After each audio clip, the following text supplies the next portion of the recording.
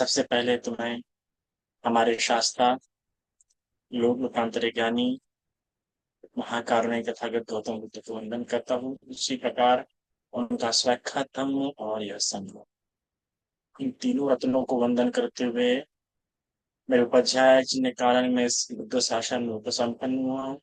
और उसी प्रकार से सभी कल्याण मित्र और आचार्य को साधुवाद।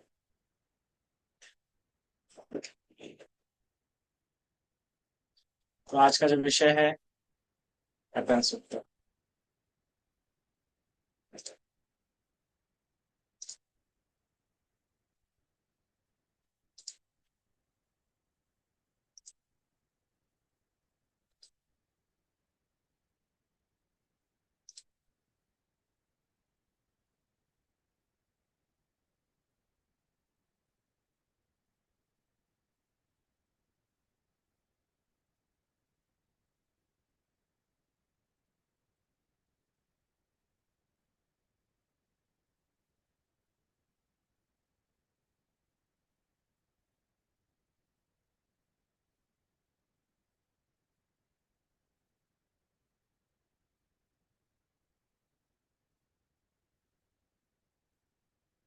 बड़ी सुंदर गाथा है कि पुग्गला अट्ठ सत्तं पसत्ता चत्तारि एतानि युगानि ते दक्षिणेय सुगतस्य सागत एते सुदिन्नानि महाफला इदं संघे रतनं पनीतं गेतेन सच्चे सुगति।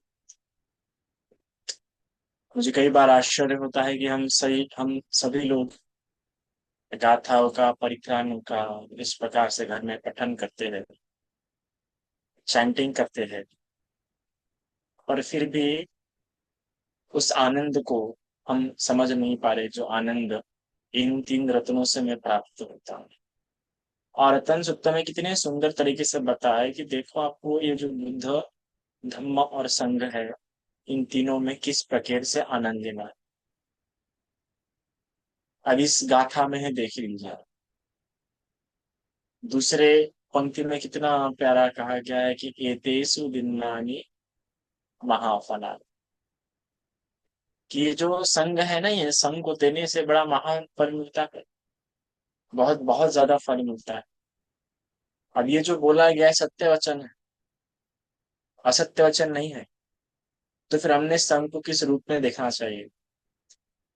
हम अभी भी नहीं समझ पाए, हम अभी भी भिक्षुओं को देखते हैं, एक व्यक्तिगत एक अकेले भिक्षु को देखते हैं।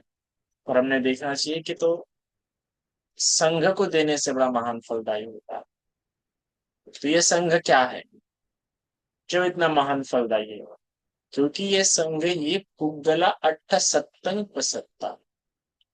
अट्ठ, अट्ठ मतलब आठ, पुग्गल मतलब पुरुष, व्यक्ति, मनुष्य। सिर्फ पुरुष नहीं कह सकते हैं क्योंकि बुद्ध शासन उपासक उपासिका भिक्खु भिक्खुनियों से युक्त होता है। तो पुग्गला, तो कितने प्रकार के पुग्गल, आठ प्रकार के पुग्गलों से युक्त होने के कारण से कौन से वो आठ प्रकार के पुग्गल है। सबसे पहला जो होता है सोतापति। एक तो सोतापति मार्गस्थ रहेगा, अर्थात उस मार्ग पे आरूढ़ रहेगा, या सोतापति फल प्राप्त रहेगा। फिर सकृदागामी, एक तो मार्ग पे रहेगा, नहीं तो क्या रहेगा, फल प्राप्त रहेगा। अनागामी, मार्गस्थ रहेगा, नहीं तो फल प्राप्त रहेगा। अरहंत, मार्गस्थ रहेगा नहीं तो फल रहेगा। ये से आठ प्रकार के लोगों से, आठ प्रकार के मनुष्य से युक्त होने के कारण से उसे अट्ठपुगल संघ कहा जाता है। हमारी वंदना में भी हम बताते हैं ना, कहते हैं ना कि सुपरिपन्नो भगवतो सावक संघो, पजुपरिपन्नो भगवतो सावक संघो, न्याय परिपन्नो भगवतो सावक संघो, सामिचि परिपन्नो भगवतो सावक संघो, यदिदं चत्तारि अट्ठपुरुष पुग्गा ऐसे भगवतो सावक संघ। ये जो आठ प्रकार के पुग्गलों से युक्त होता है, व्यक्तियों से युक्त होता है, मनुष्य से युक्त होता है, ऐसा ये संघ है। तो इस संघ को हम क्या करते हैं, वंदन करते हैं। तो जब संघ को देखते हैं तो हमारे लिए संघ इसलिए भी बहुत मूल्यवान हो जाता है, बहुत महान फलदायी हो जाता है, क्योंकि हम देखते हैं कि ये जो कोई सोतापति होगा, ये जो कोई सकुर्दागामी होगा, ये जो कोई अनागामी होगा, संघ के बाहर से थोड़ी होने वाला है। संघ के बाहर का व्यक्ति थोड़ी होने वाला है। ये इन्हीं संघ में से कोई एक दो दुक्का तिक्का या कोई ना कोई कितने सारे लोग कम ज्यादा होते रहेंगे। पर जब तक बुद्ध शासन रहेगा, हो सकता है कि कब किसी हो सकता है कि बुद्ध शासन, इस पूरे बुद्ध शासन में चलते हुए कभी किसी समय में कम हो, स्वतः से कुछ आगामी अनागामी अनंत। क्या हो सकता है कि किसी समय बहुत ज्यादा हो। क्या बुद्ध के इस कार्यकाल में देखते हैं कि जब बुद्ध जीवित थे, तो जीवित होते हुए पहले पहले शुरुआती 20 सालों में, 12 सालों में कितना प्रकार से भगवान बुद्ध कह देते थे, तो लोग ऐसे सोतापति सकुलतागामी अनागामी फल को प्राप्त हो जाते थे। पर वही जैसे जैसे समय बीतता गया तो उतने तीव्रता में नहीं होते गए। फिर एक समय आया कि बहुत अनंत थे, फिर एक समय आया कुछ नहीं थे, कम थे। तो ये होते रहता है। पर ये जो भी होंगे, सकुलतागामी सोतापति, ये संघ से बाहर नहीं होने वाले हैं, इस संघ में होने वाले। इसलिए हम देखते हैं कि संघ महान फलदायी होता है। यहाँ तक कि हम देखते हैं जब विशाखा भगवान बुद्ध से वर मांगती है तो क्या 8 वर मांगती है। तो 8 वर मांगने का उसका क्या हेतु होता है, उसकी क्या चेतना होगी। यही तो उसकी चेतना थी कि भगवान, इन्हीं में से तो कभी कोई अनंत हो सकता है, इन्हीं में से तो कभी कोई सोतापति सकुलतागामी अनागामी हो सकता है। और मुझे कभी पता चले कि बाबा यहाँ यहाँ इस स्थान पे कोई भिक्षु हुआ है अनंत, तो सबसे पहले तो मुझे एक ही प्रश्न उत्पन्न होगा मुझे लेके, कि वो ये है कि मेरे तरफ से कभी उस भिक्षु को दान गया था कि नहीं गया था। मेरे तरफ से उस भिक्षु की कभी कोई सेवा हुई थी कि नहीं होती। अनंत होने पर तो दान देना आसान है, क्योंकि हम में एक लालसा है, हम में एक लोभ है, या एक हमें एक श्रद्धा की तीव्रता है कि अनंत बाबा देना चाहिए, महान फलदायी होंगे, बड़े कल्याणकारी होंगे।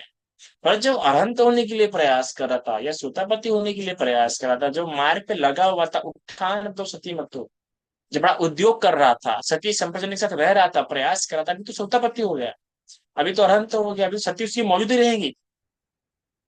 अभी सती उत्पन्न करने के लिए प्रयास नहीं करना पड़ेगा, वीर उत्पन्न करने के लिए प्रयास नहीं करना पड़ेगा।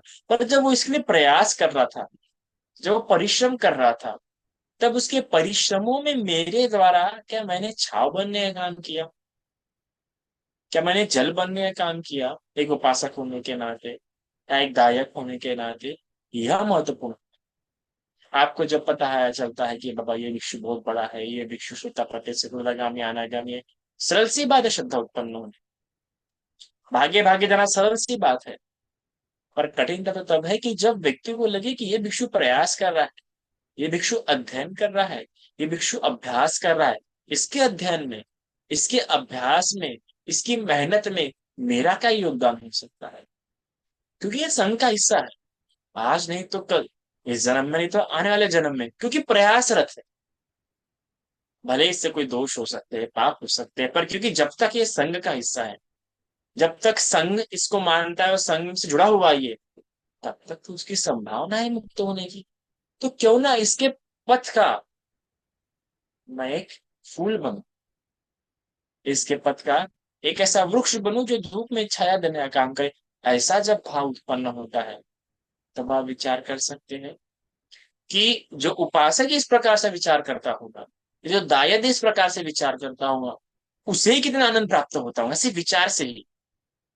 उसका चित्त ही कितने अपमान भाव को, कितने वृद्धि को उसका चित्त प्राप्त होता होगा, आप विचार कीजिए। जो इस प्रकार देखता है संघ के लोगों को, या जो इस प्रकार से आशा करता है कि संघ में जो सारे लोग हैं ना, ये सभी बुद्ध शासन में तर जाए, बुद्ध शासन में किनारे को लग जाए। तो दुख भव सागर से जो इस किनारे जो सब लोग अटके हुए हैं, रुके हुए हैं, दुख से झुलस रहे हैं, उस किनारे पे लग जाए। पर कैसे लगेंगे, सिर्फ सोच के थोड़ी होंगे। तो इस प्रकार आप सिर्फ बैठे बैठे मंगल कामना कर रहे हैं कि नहीं, सबका भला हो, सबका कल्याण हो, सब सुखी हो।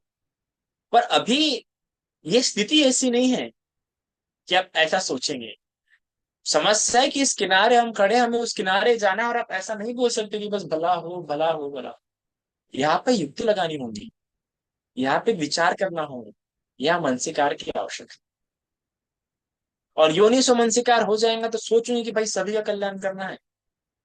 जो जो कोई उस पार जाना चाहता है ठीक है, जिस किसी को उस पार जाना नहीं होगा, मैं देखिए उस पार जाना नहीं होगा ठीक है, पर जिस किसी को जाना होगा तो भाई प्रज्ञा नहीं होगी उसके पास, या संसाधन उपलब्ध नहीं होंगे, पर जानने की उसको इच्छा है नदी के उस पार।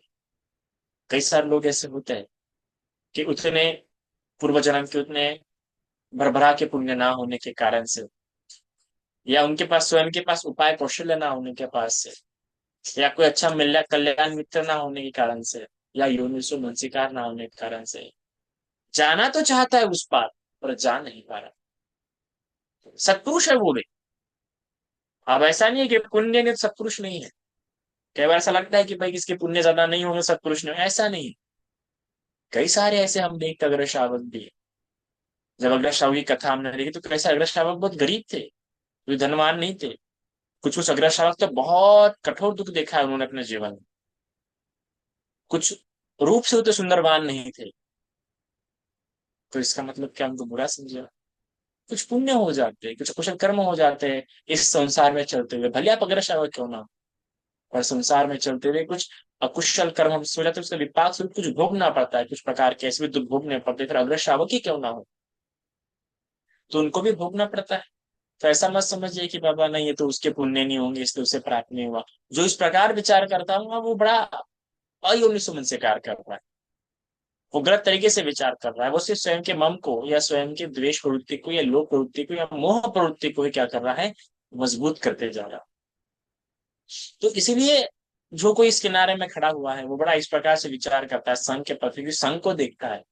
वो अपने आप को भी संघ का हिस्सा मानता है ना, और संघ का हिस्सा मानने के कारण से वो जानता है कि इस संघ में जो भी कोई, इस बुद्ध शासन में जो भी कोई बुद्ध के प्रति श्रद्धा रखता है, इन तीन रत्नों के प्रति श्रद्धा रखता है, वो देखता है कि वो इस संसार में किस प्रकार से भय देखता है। तो मैं देखता हूँ तो बाकी लोग भी भय देख रहे हैं। जिस प्रकार मैं प्रयास कर रहा हूँ इस बुद्ध शासन में उन्नति के लिए, वैसे बाकी लोग भी प्रयास करना चाहते हैं, पर हो सकता है किसी के पुण्य उतने बलवान ना होने के कारण, या किसी के पुण्य को अवसर नहीं मिल रहा है कि विपाक को आए, फल को आए। तो अगर मेरी सहायता हो उनको, और मेरी सहायता से क्या पता उनके रुके हुए पुण्य, अटके हुए पुण्य फल देने के लिए आ जाए, या मेरी सहायता से वो इस किनारे को तर जाए। उनकी पास प्रज्ञा नहीं होंगी या उतने योनि से मनसिकार नहीं होंगे, पर मेरी सहायता से हो सकता है। तो ऐसा विचार करते हुए वो हर एक की सहायता करना पसंद करता है।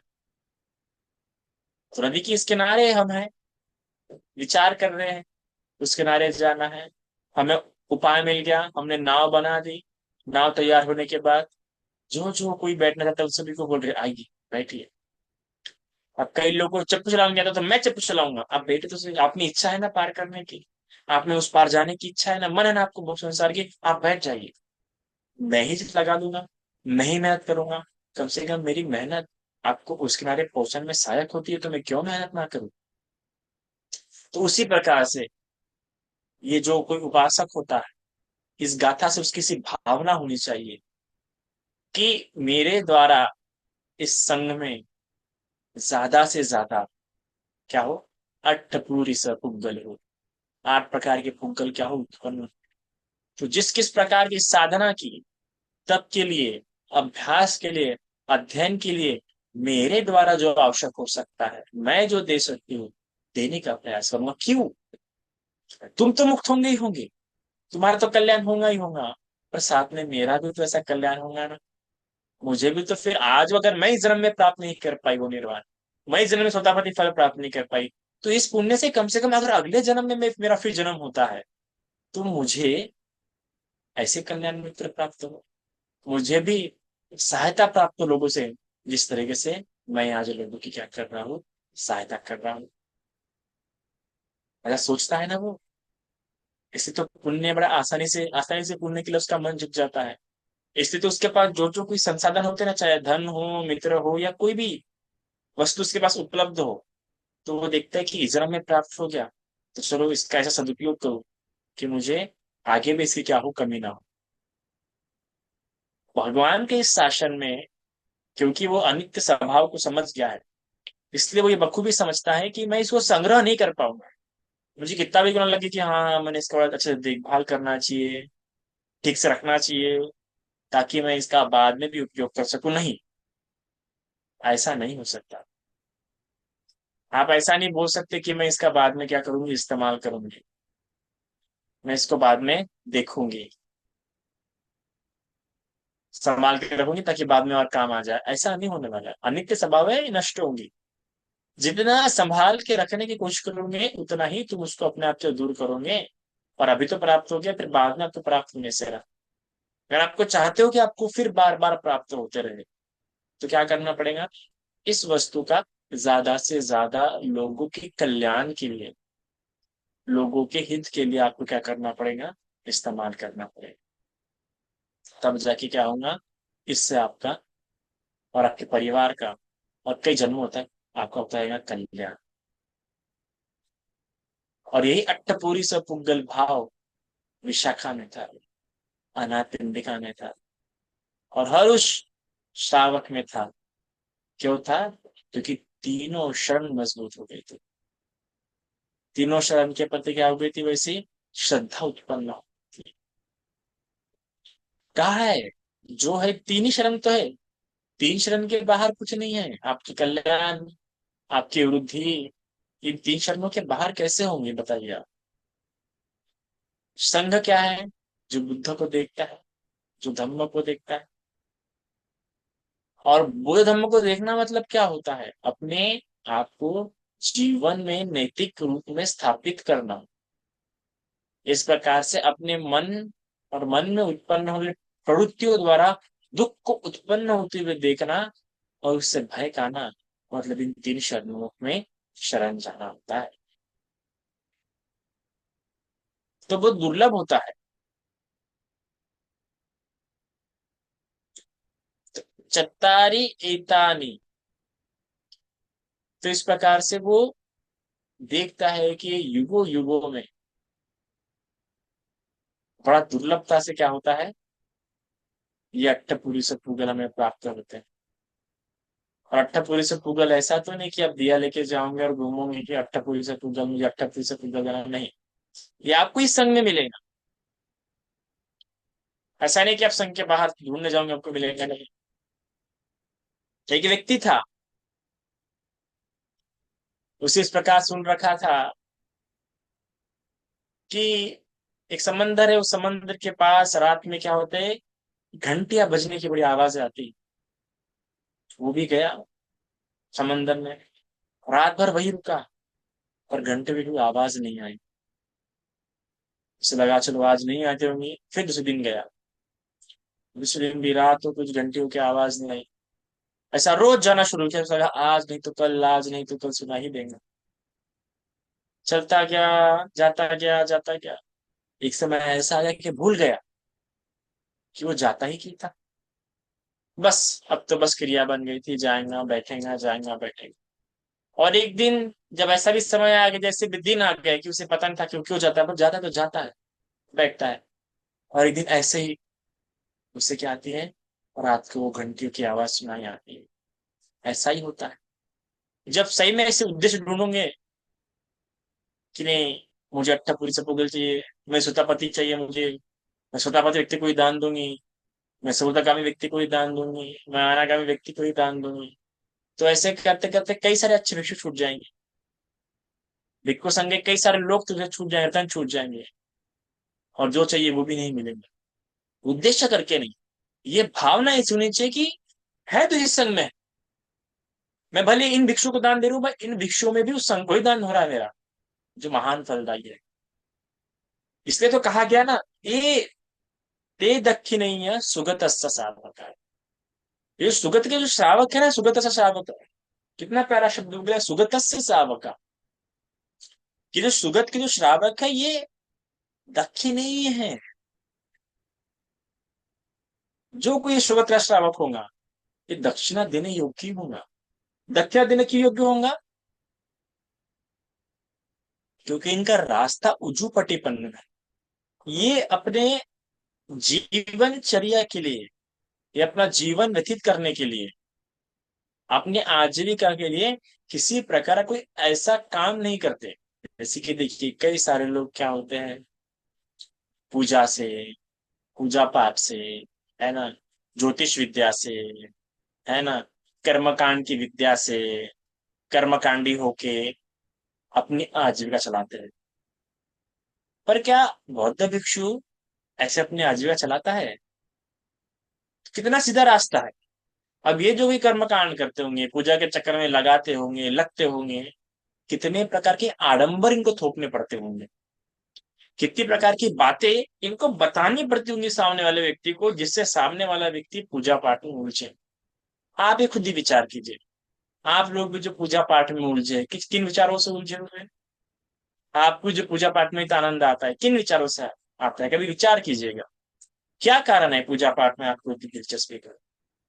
सरल सी बात है, आपको कुछ बातें बताऊंगी, तो उन बातों की लालसा में, उन बातों के लोभ में आप ये सब कर रहे हो। पर क्या बताने वाले व्यक्ति ने आपको इस उद्देश्य से बताया था? पर कई सारे लोग बताने वाले जो होते हैं इस उद्देश्य से बताते हैं ताकि उनकी भी आजीविका चले। भिक्खुओं में ऐसा नहीं है। भिक्खुओं की आजीविका इस पर निर्भर ही नहीं करती।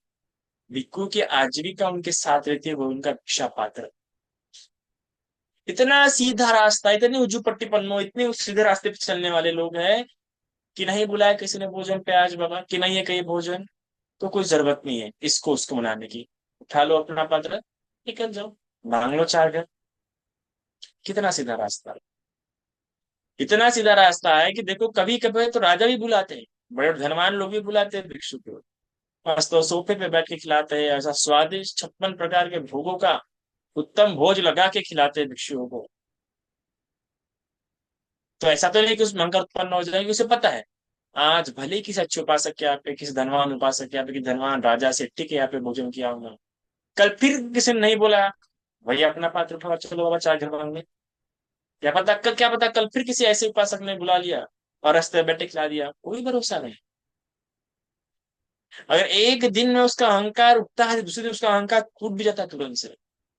इतना ऊंची पटिपन्ना है, इतना न्याय पटिपन्ना है, सामीचे पटिपन्न। इसलिए ते दक्षिणैया सुगत से साधु, इसलिए दक्षिणा देनी उनके। इसको ऐसे दक्षिणा मांगनी नहीं पड़ती कि इतना इतना दोगे तो ही आऊंगा, इतना इतना दो तो ही करूंगा। मुझे भी कई सारे लोग पूछते हैं बताइए ना कितना लगेगा। हाँ, जहाँ पे मुंह से बोलने की जरूरत पड़े वहां पे तो भीख हो जाती है, भिक्षु मुंह से नहीं लाना। इसलिए जब पिंड पात करे तो ऐसा नहीं कहता है कि भिक्षाम दे माही, हाँ, ये सब भिक्षुओं का नहीं रहता है। वो जाएंगे चुपचाप, दरवाजे के थोड़ी साइड में खड़ा रहेगा चुपचाप, नजर गई आपको देना होगा तो दीजिए, नहीं तो नहीं। अगर मुंह से मांग लिया तो फिर होता ही है, फिर बताना, फिर बोलना पड़ता ही है कि हाँ इतना। अगर मुंह से कह दिया ना कि इतना इतना लगता है, इतना इतना है, तो सामने वाले को मजबूर पड़ जाता है कि तभी सामने वाले ने बोला ही है तो देना ही पड़ेगा या करना ही पड़ेगा। तो फिर कभी कभार सामर्थ्य में नहीं होता है, कभी कभार सामर्थ्य नहीं होता है तो क्या बन जाती है, मजबूरी बन जाती है। इसलिए भी क्योंकि कुछ भी मुंह से नहीं बोलता, कितना दो उतना दो। कोशिश, ज्यादातर संभावना यही रहती है कि उसकी कोशिश रहती है कि वो मुंह से ना मांगे।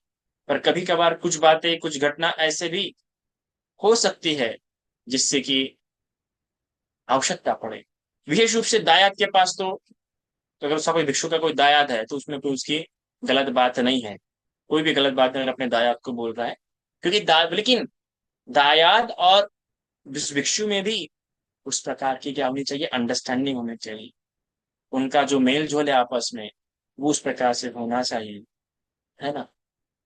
तो इसलिए जब हम किसी भिक्षु को कहते भी है कि भिक्षु अगर आपको कोई भी आवश्यकता हो, तो हमने उस प्रकार का व्यवहार, वर्तन और संबंध ऐसे रखने चाहिए, है ना।